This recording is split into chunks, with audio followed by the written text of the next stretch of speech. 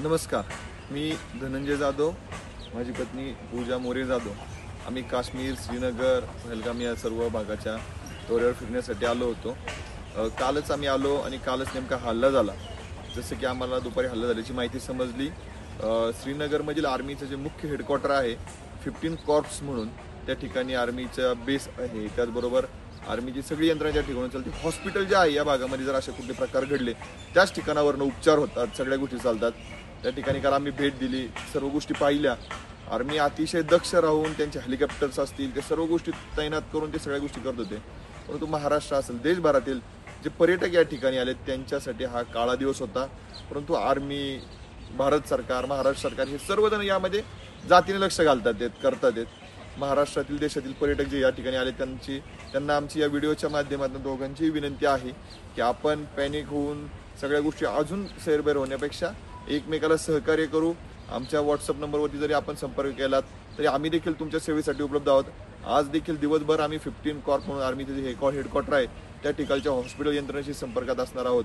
त्याचबरोबर महाराष्ट्रातील जे पर्यटक आलेले आहेत या सर्वांशी आम्ही संपर्क साधून जे एकमेकाला सहकार्य करता येईल आम्ही त्या ठिकाणचे पास देखील तयार केलेले आहेत, मिलिटरीचे सगळ्या गोष्टी.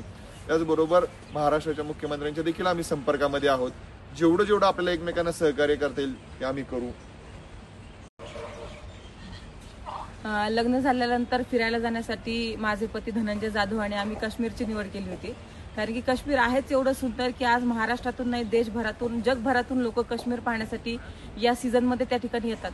आणि काल आमचा पहिलाच दिवस होता. आम्ही इथं पोहोचलो आणि तिथे पहलगाम इथे दहशतवादी हल्ला झाला आणि त्यावेळेस आम्ही श्रीनगरला होतो. म्हणजे पूर्ण जम्मू आणि काश्मीरमधलं जनजीवन या निमित्तानं विस्कळीत झालं. इथलच्या सामान्य लोकांसोबत आम्ही ज्यावेळेस बोललो त्यावेळेस ते सांगत होते की खरं तर आमचं पोट पूर्णपणे टुरिस्टवर अवलंबून आहे. काश्मीर एवढं सुंदर आहे, पण हे एवढं सुंदर काश्मीर तुम्ही इथं आला तरच हे सुंदर आहे.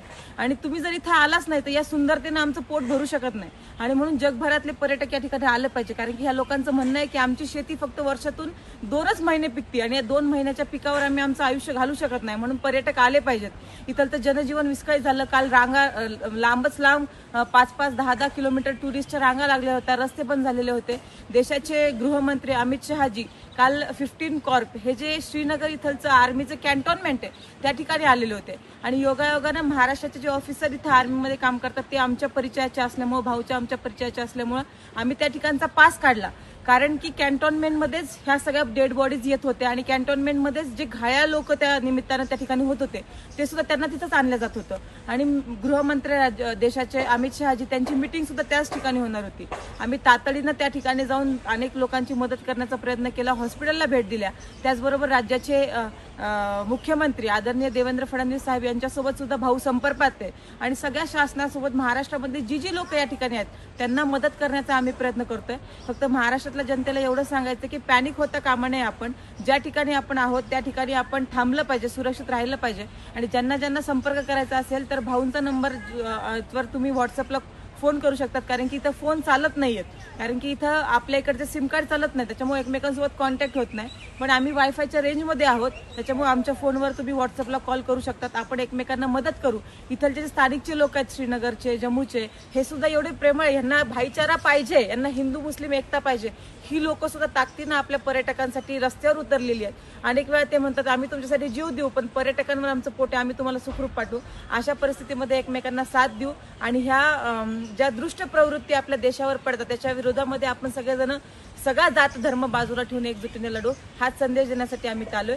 ज्यांना मदत लागेल त्यांना मदत करण्यासाठी आम्ही, आमचे पती पत्नी, आम्ही सक्षम आहोत, आम्ही खंबीर आहोत. आम्हाला संपर्क करा. आम्ही आहे त्या ठिकाणी पाहिजे त्या परिस्थितीमध्ये स्वतःच्या जीवाची पर्वा न करता तुमच्यासाठी खंबीरपणे उभा राहू. अभी जो ये हल्ला हुआ है क्या कैसा, यानी आप देखते सर, जो ये पहलगाम में अटैक हुआ है, हम यहाँ 11 सालों से काम कर रहे हैं एज ए गार्डिंग सुपरवाइज़र.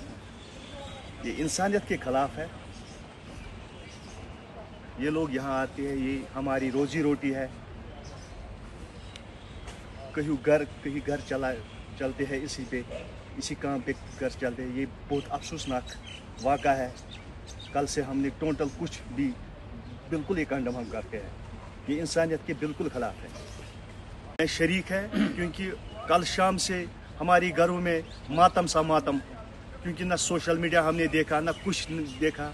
और खाना सब खासकर मैं अपनी बात करूं, मैंने भूख हड़ताल कल शाम से, क्योंकि मेरी रोजी रोटी यही है। हम मोस्ट वेलकम उनको करते हैं जो यहाँ आते हैं, मेहमान आते हैं। ये हमारी बड़ी सनत है यहाँ टूरिज़्म, क्योंकि हम ये कंडम करते हैं, ये इंसानियत के बिल्कुल खिलाफ है।